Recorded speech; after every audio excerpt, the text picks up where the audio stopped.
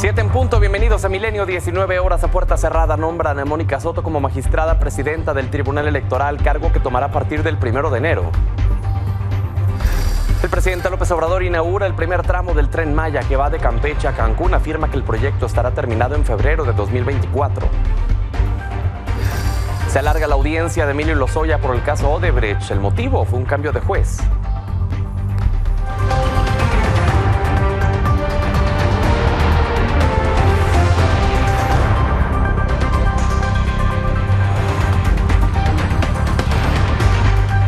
Gracias por brindarnos el honor de su sintonía. Vamos con la información de este viernes 15 de diciembre de 2023.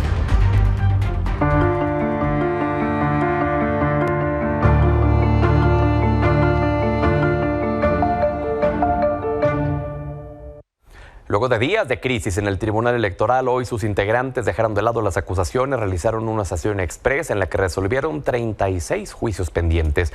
Posteriormente, en sesión privada, se designó a Mónica Soto como la nueva presidenta del tribunal con solo 3 votos, uno de ella, otros 2 de los magistrados Felipe Fuentes y Felipe de la Mata, mientras que de forma remota la magistrada Yanín Otálora y el todavía magistrado presidente Reyes Rodríguez votaron en contra. Se espera que Soto asuma el cargo a partir del 1 de enero. Más tarde, a través de redes sociales, él, un magistrado presidente Reyes Rodríguez Mondragón, reconoció la decisión de la mayoría de la Sala Superior sobre la designación de Soto y dijo que contará con su apoyo en el proceso electoral. Sin embargo, minutos después, el mensaje fue borrado, mientras que el magistrado Felipe de la Mata felicitó a la próxima titular del tribunal y deseó éxito en su nueva encomienda. Le agradezco a Javier Martín Reyes, investigador y profesor en el Instituto de Investigaciones Jurídicas de la UNAM, que nos regale su valioso tiempo para hablar sobre el tema. Gracias. ¿Qué tal, Pedro? Como siempre, con el gusto de saludarte. Javier, te escuchaba desde la semana pasada referirte a esta crisis en el tribunal. ¿Cuál es la opinión que te merece esta resolución?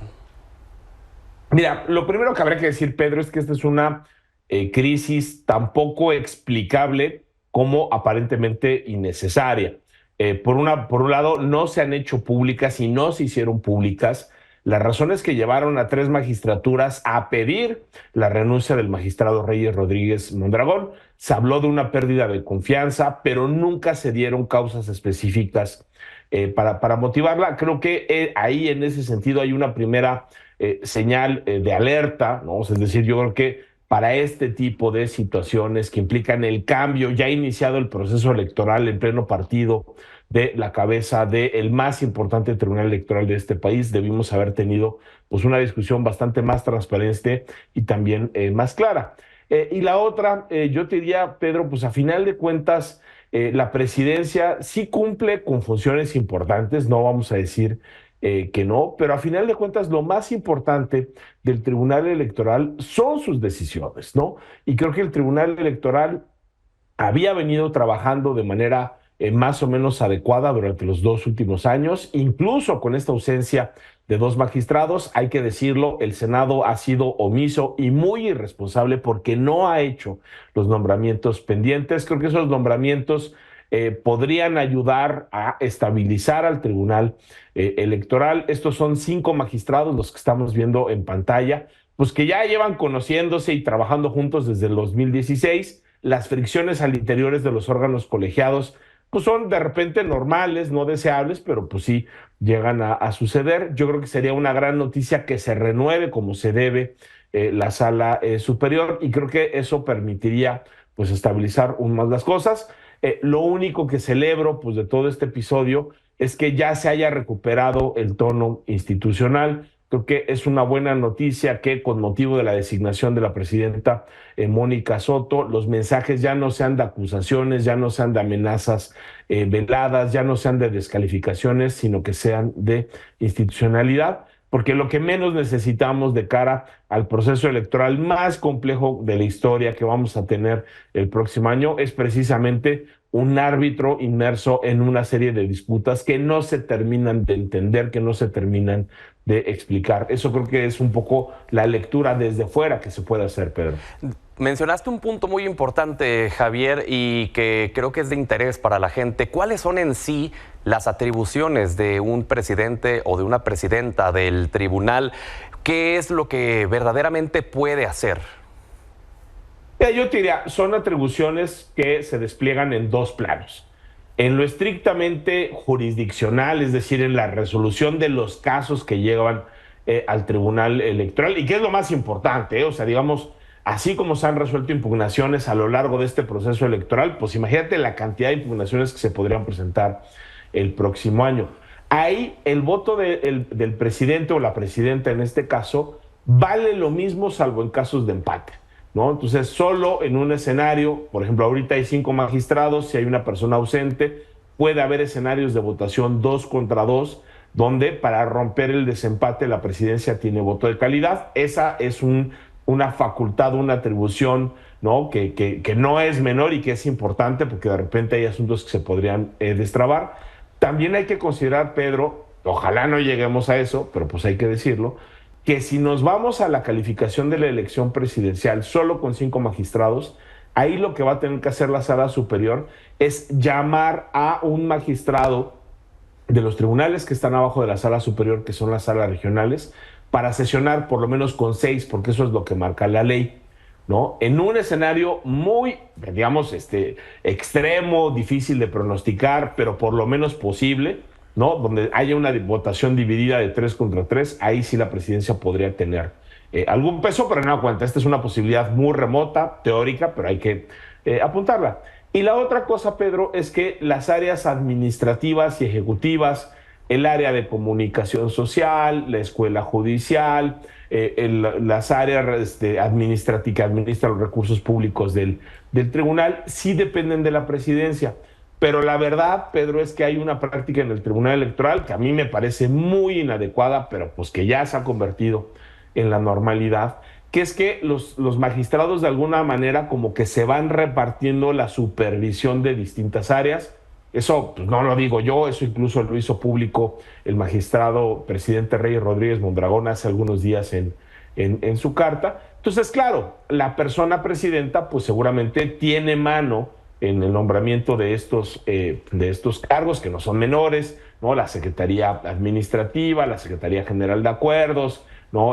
Todas las áreas relacionadas con comunicación social, relaciones con organismos electorales, ¿no? Toda esa parte del organigrama depende formalmente de la presidencia, aunque hay que decirlo, la práctica que ha habido ya desde hace muchísimos años en el Tribunal Electoral es que las diferentes magistraturas tienen influencia. Ahí también creo que podríamos ver algún tipo de impacto. Y la otra, pues que también no es menor, es, digamos, simbólica, ¿no? Y en términos de representación, pues es la presidencia la que lleva la relación con los otros poderes, lleva la relación con la Corte, dependiendo de los estilos, suele ser la persona pues más presente en los medios de comunicación y en esa medida termina siendo algo así como la cara del Tribunal Electoral, pero también pues ahí habrá que esperar cuál es el estilo particular, digamos, de la magistrada Soto, ¿no? Ahora que asuma la presidencia a partir de enero. Exacto, y ya para concluir, Javier, entonces con la magistrada Soto al frente del tribunal, ¿se acaba la crisis? Pues mira, yo te diría, hace 2 años parecía que con la llegada de Reyes Rodríguez Mondragón a la presidencia se acababa la crisis pasada, que fue derivada de la presidencia de José Luis Vargas Valdés, una presidencia muy nefasta de un personaje muy oscuro que pasó por ahí. El tribunal, yo te diría, hubo un momento donde parecía que estaba al borde, Pedro, de la desaparición, porque los actores políticos veían que eso no tenía o no parecía tener remedio.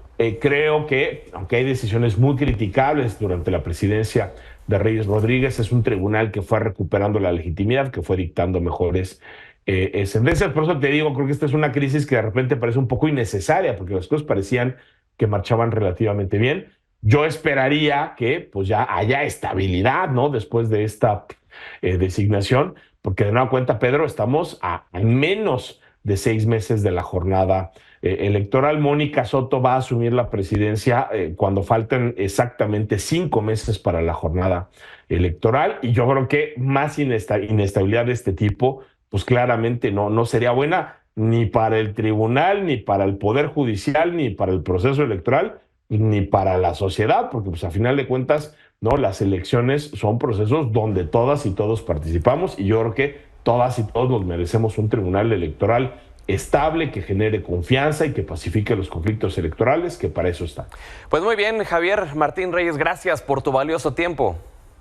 No, hombre, para el contrario, un gustazo, Pedro, que estés muy bien. Gracias, igualmente. En el caso del INE, un bloque de consejerías acusó a la consejera presidenta Guadalupe Tadei de presuntamente cerrar el diálogo para intentar imponer un proyecto que le da poder por encima del Consejo General. Al inicio de la sesión fueron discutidas dos propuestas sobre la falta de nombramientos en áreas del INE. Por un lado, le da darle poder a Tadei para nombrar a quien ella decidiera sin un consenso, y otro que impone un ultimátum de 30 días para presentar propuestas competitivas. Al respecto, Tadei dijo que no acompañará el proyecto porque es un llamado a romper la legalidad. Se prevé que el tema sea votado antes del término de la sesión de hoy. En otros temas, luego de que ayer Lenia Batres rindiera protesta como nueva ministra de la Suprema Corte, hoy el presidente López Obrador dio a conocer que Berta Alcalde, una de las integrantes de la terna que envió al Senado, declinó ser ministra por haber obtenido menos votos que Batres en las rondas de votación en la Cámara Alta, y dijo que esa acción demostró que tiene principios y por eso le invitó a que se sume a otras tareas en la 4T. Sobre la nueva ministra, comentó que como las otras mujeres propuestas es profesional y con vocación de justicia. Reuní a Berta, alcalde, y a Lenia, y les dije, pues, ¿qué vamos a hacer? Ayúdenme. Y Berta me dijo, presidente, yo gané la primera votación, pero después Lenia ganó las últimas dos, sacó más votos que yo. Y yo no tengo ningún problema. Yo puedo ayudar en otra tarea. No lo hice, pero tenía ganas de pararme a abrazarla. Por eso fue Lenia la propuesta. Sí, fue una muy buena actitud.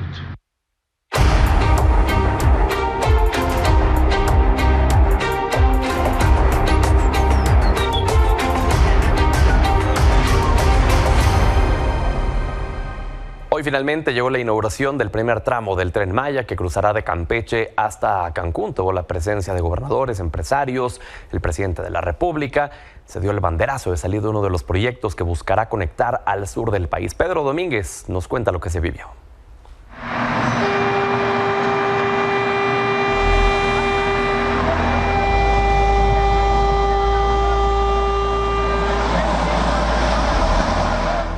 El presidente Andrés Manuel López Obrador inauguró la primera etapa del Tren Maya que va de Campeche a Cancún. Acompañado por su gabinete e invitados especiales, develó una placa conmemorativa y aseguró que el día es histórico. Pues nos da mucho gusto estar aquí con ustedes en Campeche en este día verdaderamente histórico porque estamos inaugurando este tramo de Campeche a Cancún. Al concluir la ceremonia oficial, el mandatario y sus acompañantes se subieron al tren para hacer el recorrido de 473 kilómetros a una velocidad promedio de 115 a 120 kilómetros por hora. Este viaje, que se extendió por alrededor de 6 horas, se realizó a bordo de un tren estándar que consta de 4 vagones con capacidad para 230 pasajeros. A bordo, el presidente dio un mensaje a los medios donde aceptó que aún faltan detalles para terminar la obra. ¿Por qué estamos empezando desde ahora?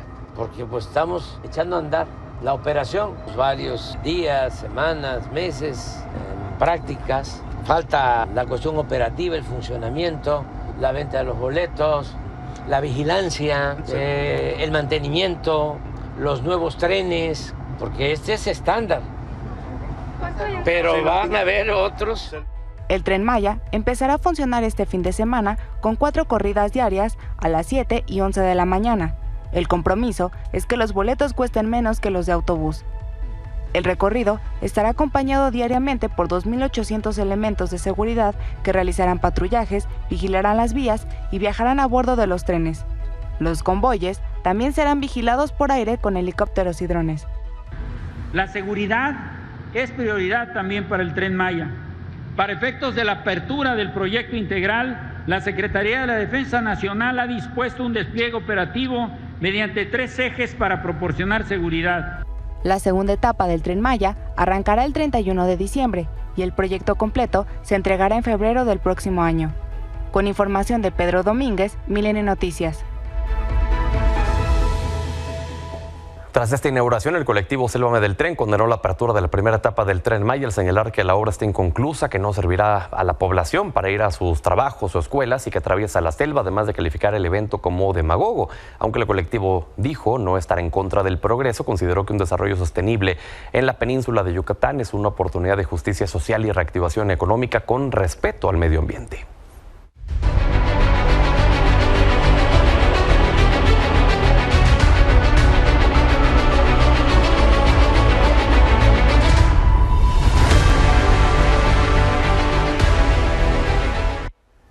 Día 26 de las precampañas presidenciales, Claudia Sheinbaum estuvo en el Estado de México, donde defendió la designación de Lenia Batres como ministra de la Corte y señaló que ella responderá al pueblo de México y no como otros que lo hacen intereses particulares. También celebró la inauguración del primer tramo del Tren Maya, reiterando su postura de darle continuidad a los trenes de pasajeros. Adelantó que el próximo gobierno seguirá bajo el modelo del humanismo mexicano.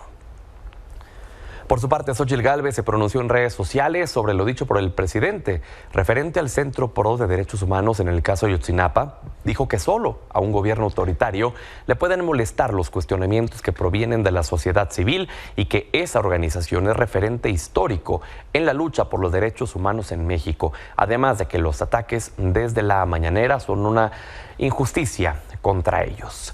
Cambiamos de información. Aún se lleva a cabo la audiencia de Emilio Lozoya en la que busca enfrentar en libertad las acusaciones por el caso Odebrecht. Ángel Hernández, buenas noches. Cuéntanos cómo va. Pedro, buenas noches. Pues ya se ha alargado más de lo previsto, esto debido a que el juez que llevaría a cabo la audiencia se fue de vacaciones, llegó uno nuevo y pidió a las partes, al Ministerio Público y a la defensa de Emilio Lozoya que presentaran nuevamente sus casos, lo que detonó también unos dimes y diretes entre ambas partes, señalamientos, pareciera que nuevamente argumentos, como si se tratara nuevamente de la exposición del caso. Hasta el receso, que era aproximadamente las 4 de la tarde, pues todavía no se había tocado el tema de la libertad condicional para Emilio Lozoya y hasta este momento sabemos que todavía se desarrolla esta audiencia. ¿Pero qué es lo que está pidiendo? Pues la defensa del exdirector de Petróleos Mexicanos pide que, como ya han pasado más de 2 años que él ha estado en prisión preventiva justificada por materia constitucional y también por un criterio de la Suprema Corte de Justicia de la Nación, ya debería de él estar en libertad, al menos en libertad domiciliaria, como la están pidiendo ellos específicamente, con el uso de un brazalete electrónico. Por otra parte, el Ministerio Público señala que ha sido la propia defensa la que ha causado esta dilación, que se haya tardado tanto los procedimientos, a propósito, pues causar que algunas de las evidencias tardaran en regresar o que se pudieran analizar. Recordemos un poco, Emilio Lozoya está acusado de haber recibido poco más de $3 millones en sobornos por parte de la firma brasileña Odebrecht, mientras él de hecho era parte de la campaña presidencial de Enrique Peña Nieto y se perfilaba como director de Pemex para obtener contratos a modo para la firma. Veremos qué es lo que sucede. Si se obtiene la medida cautelar de libertad con el brazalete electrónico, también sería probable que hoy mismo no saliera Emilio Lozoya, pues se tiene que contratar este servicio y que la división del Ministerio Público pues apruebe la utilización de este brazalete electrónico para que pudiera él salir libre, así que se prevería que fuera en otros días. Sin embargo, ya se podría saber si sí o no se le otorga esta medida, que es lo que está peleando, Pedro, la defensa de Emilio Lozoya. Muy bien, pues al pendiente y regresamos contigo en cuanto lo indiques, Ángel. Gracias, buenas noches. Buenas noches, Pedro. Eso con el caso Lozoya. En el caso de Genaro García Luna, hoy su defensa en Estados Unidos solicitó al juez Brian Coogan desechar el juicio realizado a inicio de año, así como el veredicto de culpabilidad para que su cliente sea enjuiciado de nueva cuenta. En una carta, el abogado César de Castro argumentó que obtuvieron nueva evidencia sobre violaciones al proceso y testimonios falsos usados en contra del exsecretario de Seguridad Pública. Recordemos que en febrero pasado García Luna fue encontrado culpable de cargos relacionados con conspiración para tráfico de cocaína y su condena se prevé para mediados de 2024. Por cierto, en estos momentos también se lleva a cabo la audiencia inicial de la señora Gloria García Luna, hermana del exsecretario de Seguridad Pública y quien fue detenida ayer por los delitos de delincuencia organizada y lavado de dinero. El proceso judicial estaba programado que diera inicio a las 11 de la mañana. Se retrasó hasta la tarde debido a que no había sido trasladada al Juzgado Federal del Altiplano. Se encuentra en desarrollo y estamos atentos a lo que suceda. Le agradezco a Gerardo Rodríguez Sánchez, profesor del Departamento de Relaciones Internacionales y Ciencias Políticas de la Universidad de las Américas Puebla. Gracias, como siempre, Gerardo, qué gusto platicar contigo.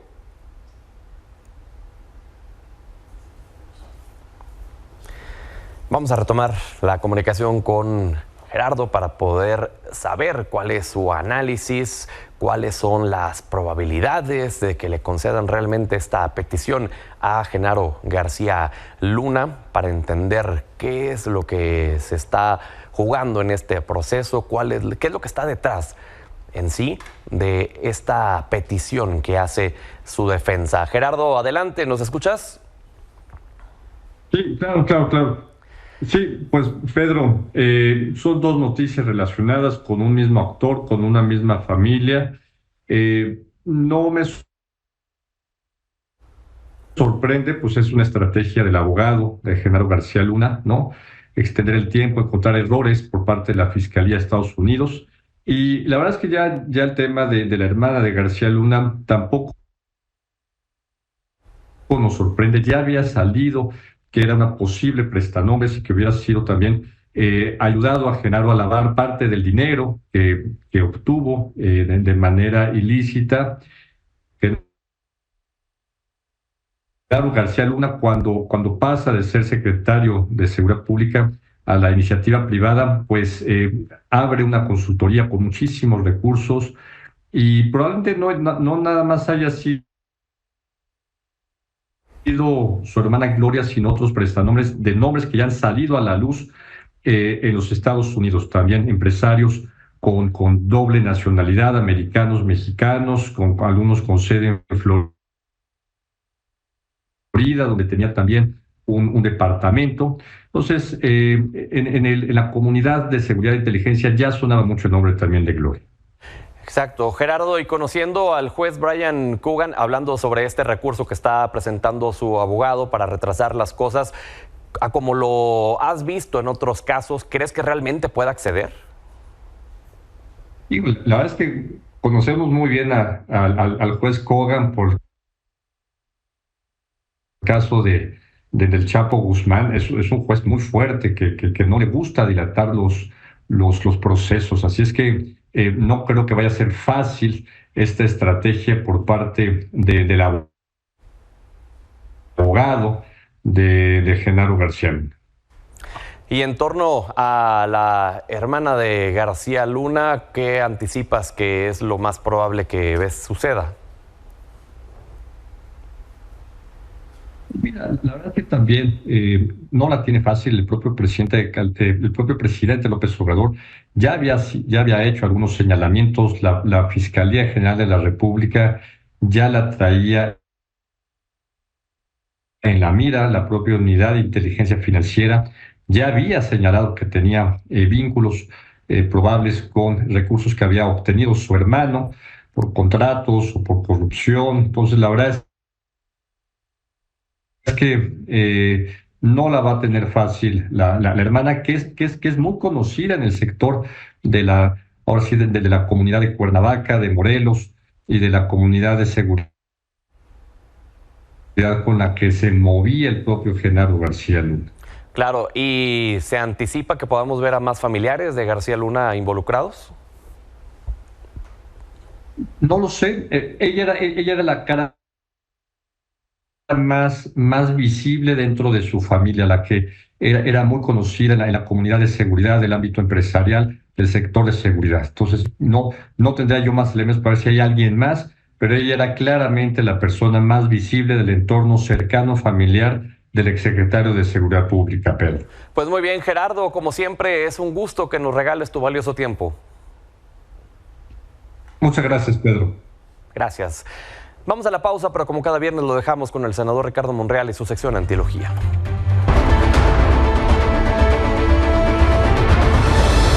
¿Qué tal, Pedro? Buenas noticias desde nuestro punto de vista.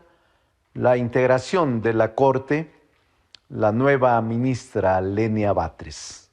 ¿Por qué consideramos que viene a refrescar el debate, la deliberación, la interpretación constitucional en el más alto tribunal de justicia del país? En toda la historia de la Corte, después de 1824, la han integrado liberales distinguidos, que no podemos olvidar. El propio Juárez, Benito Juárez, fue presidente de la Corte. Vallarta. También hubo mentes lúcidas en la etapa de la Reforma. Pero en 1917, por los excesos del porfirismo, se modificó la Constitución y no se le dio parte al Ejecutivo que propusiera las ternas. Y eran las legislaturas locales y el Congreso de la Unión, convertido en colegio electoral, quienes decidían quiénes serían los ministros de la Corte. Y no fue sino hasta 1928 que se modificó el mecanismo de selección de ministros y se le dio parte al Ejecutivo que propusiera, pero el Senado resolviera en definitiva. Y fue hasta con Ernesto Zedillo cuando en 1994 el Senado se modificó. La Constitución en su artículo 96 fue reformado y se estableció este mecanismo que ahora se aplica por vez primera y que el presidente designa ante la omisión y ante la falta de acuerdos en construir la mayoría calificada por el Senado. Desde 1994 que está vigente la reforma, no se había designado ningún ministro por el presidente de la República, ni ministro ni ministra. Han pasado 28 años de que no se ha aplicado lo que ahora el presidente ha ejercido como su facultad. Por eso nos alegra que la integre una auténtica mujer de izquierda, para que haya equilibrio, porque la Corte se integró fundamentalmente con un perfil conservador en las últimas décadas, que provenían o del PRI o del PAN. Ahora debemos alegrarnos quienes somos de izquierda, que por vez primera esté una mujer de izquierda. Tienes.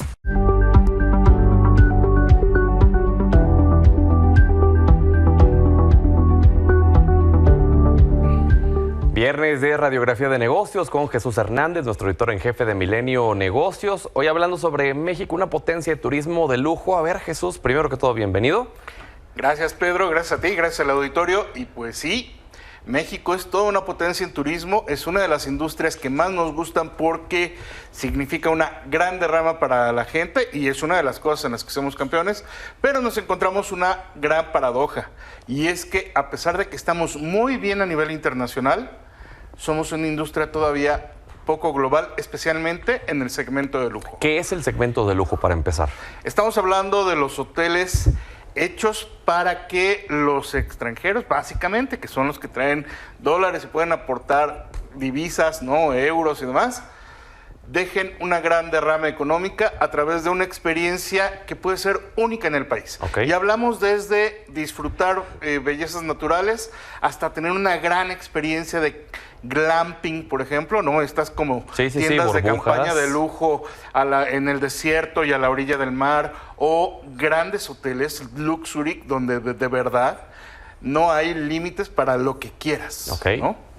Ahí nos encontramos con que, bueno, pues durante la pandemia México se mantuvo como un país abierto totalmente al turismo, llegamos a ser los terceros a nivel mundial, pero hoy lo que se constata, y lo vamos a ver aquí en las gráficas, es que ya una vez recuperada la actividad normal, seguimos entre los primeros lugares. Somos hoy entre los 6 mejores del mundo en 2022, con prácticamente 38.3 millones de turistas, mientras que Francia, que es el número 1, recibió 79.4, seguido de España de por ahí de los 70, Estados Unidos con 50 millones, Turquía con otros 50.5 abajito de la Unión Americana, y solamente nos supera Italia con 49. Es decir, que le ganamos a Reino Unido, por ejemplo. Por ejemplo, que es una de las capitales emblemáticas del planeta. Claro. Ahora, también somos una potencia en cuanto a lo que genera la industria para la economía del país. Como cuando vemos la derrama económica, de hecho, cada dólar que llega al país representa el beneficio directo y para 8 familias más o menos. La Organización Mundial de Turismo dice que México generó una derrama económica de 28,000 millones de dólares el año pasado, colocándonos entre las 10 más ganadoras. Y pues bueno, también somos muy desarrollados, como lo decíamos, en la industria de lujo. De los 99,200 millones de dólares que vale este mercado global, captamos 12.1%, que es una muy buena tajada. Y este mercado en México vale hoy, como podemos ver en la gráfica, 106,100 millones de dólares y va a crecer hacia 2032 a un ritmo de 7% anual y va a impactar hasta llegar a los 132,100 millones de dólares. Es una muy buena cantidad casi el doble de dinero, casi el doble. Estamos hablando 95 por ahí de por ciento de crecimiento. Pero aquí empezamos con los peros. A ver. Y los peros son que de toda esta derrama, y sobre todo hablando en términos de hoteles y hospedajes, 75% es de consumo local. Y solamente 25%, uno de cada $4 generados en la hotelería y en la hospitalidad de lujo, vienen de turistas extranjeros. Eso quiere decir que al cierre de 2022, hablando solamente de hoteles y hospedaje, estábamos hablando de 12,000 millones de dólares, de los cuales 9,000 eran extranjeros, eran nacionales. Y solamente 3,000 de extranjeros. Esta cifra, la buena noticia es que si vemos en la gráfica, la parte más clarita que corresponde a los extranjeros, en 2019 ya está casi, en 2023 ya está casi igual que en 2019 y va creciendo hacia 2024. Ahora, ¿a qué se debe esto, no? Estamos teniendo un gasto por viajero pues bastante corto. Si nos comparamos con los que más derrama económica, o que más gasto más bien, tienen por viajero, vemos que estamos muy lejos de países como Australia, Hong Kong y Luxemburgo, donde van del rango de los 6,500 a los 5,000 dólares gastados, pues incluso a veces por día o por estancia. Bueno, es que tampoco se podría comparar con la economía de Australia, de Hong Kong, de Luxemburgo, ¿no? Lo que percibe cada turista allá. Fíjate que más que el costo de la vida y más que el tema de si los precios en México son más caros que en Australia o en Luxemburgo, tú te puedes encontrar que hay hoteles que tienen el equivalente en tarifa y el equivalente en servicios. A ver, esta gráfica que ponías es de los extranjeros, la derrama en México cuando vienen. El gasto de un extranjero. Ah, del extranjero, no del nacional. No del nacional. Ya. No del nacional. Ok, ya. Y lo que nos dicen expertos y que mañana van a poder leer en milenio.com es que no se debe solamente a lo caro o barato del país, sino a otras condiciones. El tiempo de estancia. ¿Qué pasa? Cuando un viajero va a un país como Australia, como Luxemburgo o en general Europa, tiene estancias que van pues de los 10 días a las 3 semanas. En México el promedio de viajero es de 4 días. En buena medida tiene que ver que el mayor flujo de extranjeros a México es de Estados Unidos, ¿no? Una muy buena cantidad. Claro. Pero hay un número importante de visitantes europeos que no se quedan muchos días. ¿Cuál es el problema ahí? Y encontramos varias cosas. Uno es conectividad, otro es infraestructura. En alguna medida influye la seguridad, pero sobre todo también es oferta, ¿no?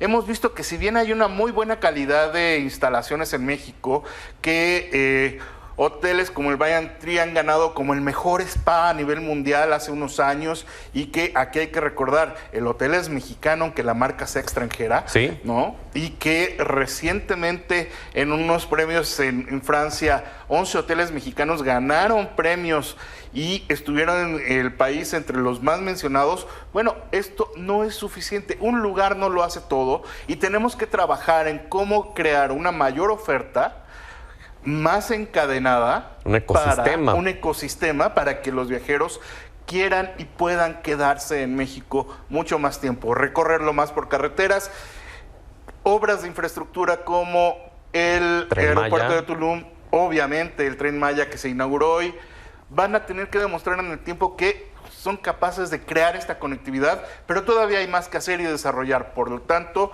bueno, pues necesitamos atraer y hacer que se quede ese turismo de lujo, por el cual hoy somos campeones, pero tenemos que ser más globales. Pero podemos crecer mucho más. Mañana la información completa. Gracias, Jesús. Gracias a ti, gracias al auditorio. Pausa, ya volvemos. Viernes de Entre Fronteras. Taliscan, bienvenida. Hola Pedro, buenas noches. Oye, a ver, esta semana estuvo marcada sobre todo por la reunión entre Zelensky con el presidente Biden, pero también las declaraciones de Biden sobre Benjamín Netanyahu. Vaya, ha habido mucha actividad y pareciera que todo gira en torno a Estados Unidos. Ha habido muchísima actividad en términos diplomáticos, en términos políticos y también en términos multilaterales, ¿no? La semana primero inició con una sesión particular de la Asamblea General de las Naciones Unidas, donde los países propusieron una resolución sobre cese al fuego en Gaza. 153 países votaron a favor y 10 países votaron en contra, y entre ellos Estados Unidos, pues fue uno de los más destacados respecto a votar en contra de la paz en Gaza, mientras que el día de hoy tenemos 1.8 millones de personas desplazados, las personas con casos de malnutrición, un 200% de explotación de los hospitales en la región, y aún así Estados Unidos votó en contra. Pero al mismo tiempo está diciendo de que según va a negociar con Israel para pues bajar la intensidad de la guerra, pero pues qué tanto podemos creer en las palabras de Joe Biden, mientras que todo el mundo está en reuniones para tratar de convencerlos. Entre ellos, justo esta semana Turquía también tuvo una llamada muy importante con él, pues respecto al caso de Israel, los ataques de Israel, incluso donde Israel, mientras que atacaba a Gaza, mató por accidente a algunos de los rehenes de la ciudadanía israelita, y ya lo reconocieron. Pero no es cosa menor este mensaje que da Joe Biden y que le dice a Benjamín Netanyahu: o corrige el rumbo prácticamente o se quedan sin el apoyo de Estados Unidos, ¿no? Pues mira, aparte la mayoría de las municiones que se han utilizado desde 7 de octubre pues por parte de Israel no fueron guiados. Entonces es muy difícil en esta estrategia segmentar, y eso también es como por otro lado, comprobar de cómo fueron los ataques dirigidos directamente hacia los civiles, porque si tú no lo guías, tus municiones hacia dónde van, entonces ya directamente estás violando las normas de guerra, y yo creo que sí, eso está poniendo también en una posición muy difícil a Estados Unidos, a Joe Biden, de responsabilizarse de todos esos actos. Sería como una especie de deslinde de no querer asumir la culpa de lo que está haciendo Israel. Sí, pues no lo quiere, pero tampoco está votando tampoco está votando para la paz. Es decir, solamente está diciendo, pero no haciendo. Exactamente. Entonces solo está el discurso, pero no están algunas acciones de paz. Y dice que según también está en negociaciones o está como en pláticas diplomáticas, pero no hemos visto algún resultado hasta el momento. Claro. Oye, y en el tema de Ucrania, está esta polémica con el financiamiento para Ucrania. Se reunió Zelensky con Biden. ¿Qué pasó con eso? Justo, mira, Europa explícitamente dijo que sí iba a haber un recorte en el presupuesto dirigido directamente hacia Ucrania. Esto es un problema justo en el año que viene, que es el año de elecciones. No sabemos si se va a cancelar, porque Zelensky dice que sí lo va a cancelar y luego dice que si quiere reelegirse. Es bastante complejo y ambiguo el discurso.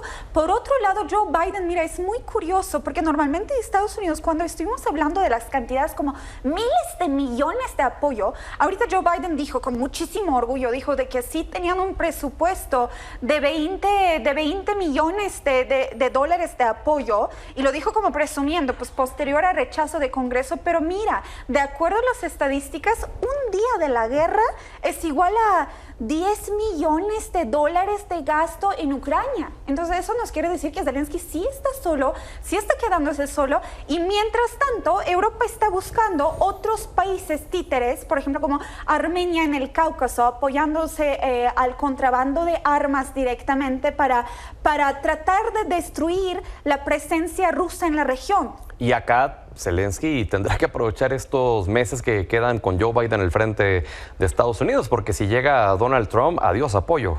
Claro que sí, va a ser adiós apoyo, pero yo creo que ya vemos en el presupuesto de 2024, es como, ponte, los países son como empresas, entonces ya están viendo sus presupuestos y no van a ver apoyos para Ucrania en este caso. Entonces yo creo que aquí es muy importante, porque incluso si se suspenden las elecciones, Zelensky bajo qué autoridad o qué credencial puede llegar a hablar o negociar, eso es lo que esperamos, con Rusia. Oye, hay otro tema que yo sé que a ti te gusta mucho, que es el tema de Javier Milei. Quiero saber tu opinión respecto a estas primeras acciones que hizo ya al frente de Argentina.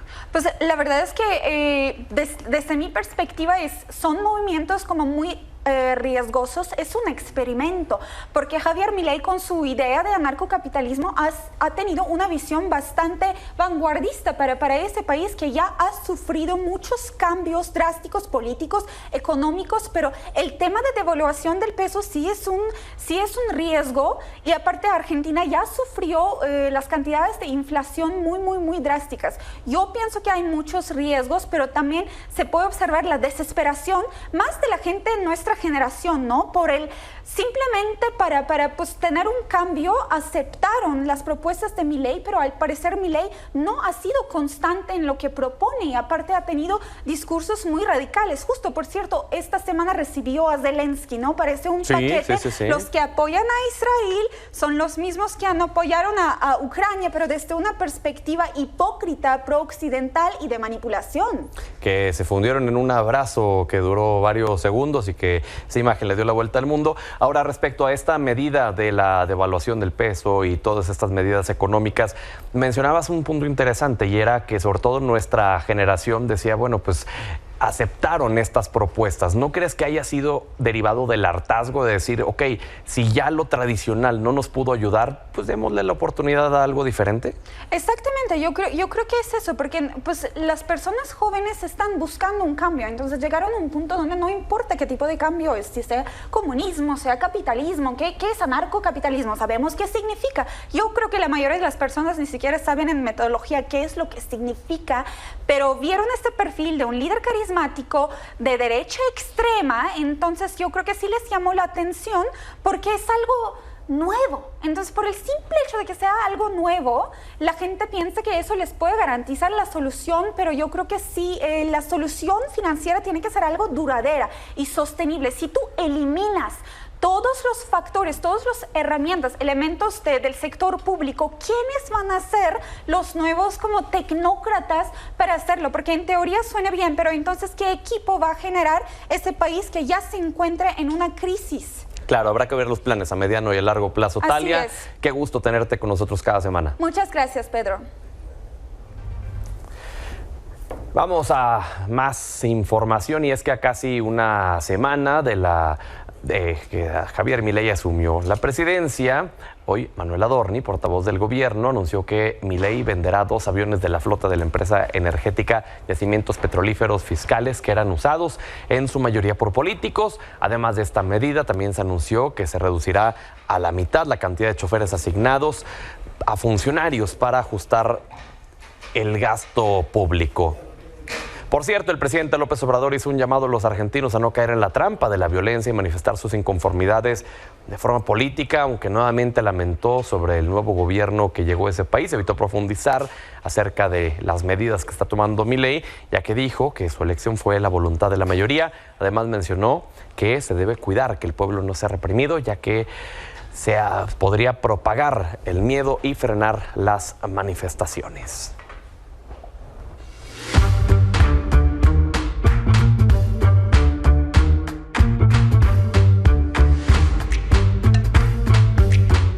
Bienvenido, mi estimado Rapé. Bienvenido, muchas gracias. Bienvenido yo, bienvenido tú, bienvenido todos. Ya estamos aquí con los cartones de la semana. Vamos. Con la venia de Cartoon Movement y de Cartooning for Peace. Tenemos unos cartones muy sabrosos, otros muy tristes, porque, bueno, pues la Navidad este año es un poco lamentable. McDonald's desde Estados Unidos nos regala este cartón. Entre guerras. Exactamente. Vamos a ver el que sigue. porque vemos también que Santa Claus se encuentra con un triste panorama. Tayo desde Nigeria nos regala este cartón. Gaza. Así es Gaza, estamos en Gaza. Y así vamos con el que sigue, que es el árbol de la Navidad de este año. Como podemos ver, ¿de qué está hecho el árbol? Tanques de guerra y demás armas. Misiles y todo. Así es. El que sigue. Vamos con, Sabané desde Territorios Palestinos nos regala este cartón, también lamentable, donde un soldado israelí amenaza a Santa. Así el que viene. Vamos, este es un cartón muy chistoso de Henk desde Singapur, donde vemos a un Zelensky pidiendo lana y pues ya nadie lo está pelando. Lo que estábamos hablando hace rato. Sí, claro. Este es un cartón lamentable, triste, muy triste, es un cartón de concurso. Emad Hajjaj, uno de los grandes caricaturistas de esta sección, desde Jordania nos regala este nuevo logo de la ONU. Es de la ONU, ¿no? Así es. Otra vez Sabané, desde Territorios Palestinos, nos regala este cartón, donde, que ya vemos lo que está haciendo la Estatua de la Libertad. Y es un soldado israelí, ¿no? Así es, exactamente.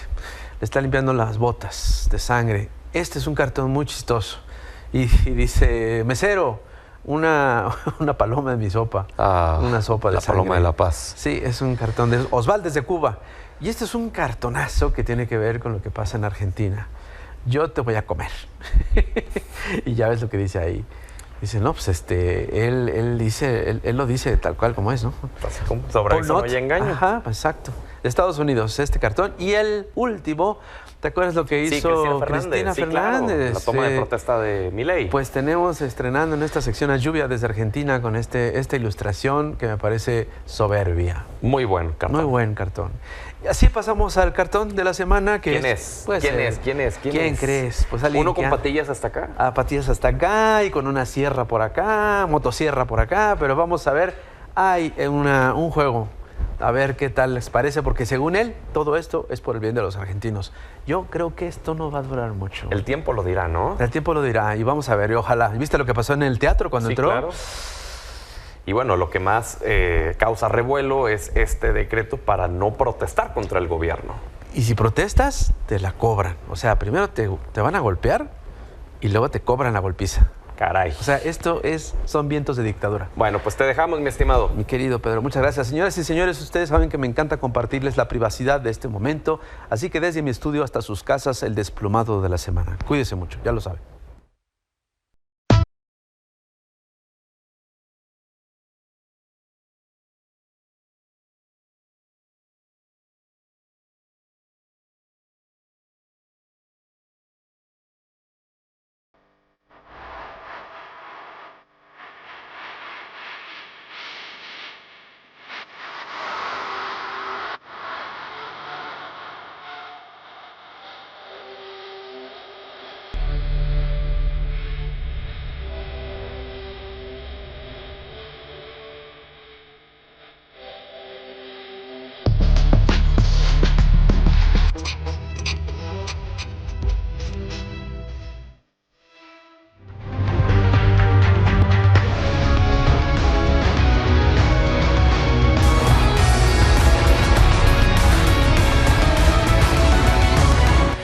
Y bueno, ya después del resultado que se dio ayer en la final de ida entre América y Tigres, donde empataron 1-1 en el Volcán, allá en San Nicolás de los Garza, Nuevo León. Ayer lo platicábamos con Minelli Ataide, que un empate sería un resultado que firmaría sin duda alguna el América para poder finiquitar la vuelta en el Azteca este fin de semana. Pero Minelli, cuéntanos lo que pasó anoche y lo que se espera para este fin de semana.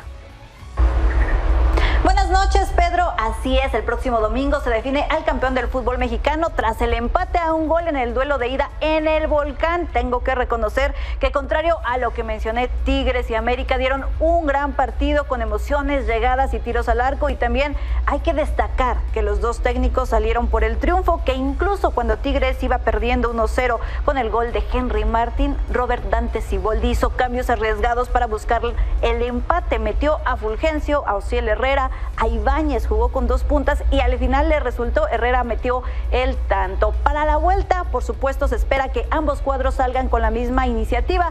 Es el partido en el que hay que arriesgar, por supuesto. América quizá estará más motivado porque estará con su público, pero bueno, ya lo platicaremos el próximo lunes. Buenas noches. Muy bien, gracias Minelli Ataide. Habrá que ver qué es lo que sucede en el Azteca este fin de semana y que sea un gran espectáculo para la afición de ambos equipos. Nosotros nos despedimos, no sin antes agradecerle que nos haya regalado, que nos haya brindado el honor de su sintonía a lo largo de toda esta semana. Viene el fin de semana, vienen ya las posadas, cuídese mucho por favor, si toma no maneje, y el lunes lo esperamos aquí en Milenio, 19 horas. Quédese en la señal de Milenio Televisión con mi compañera Elisa Laniz en unos minutos más. Buenas noches.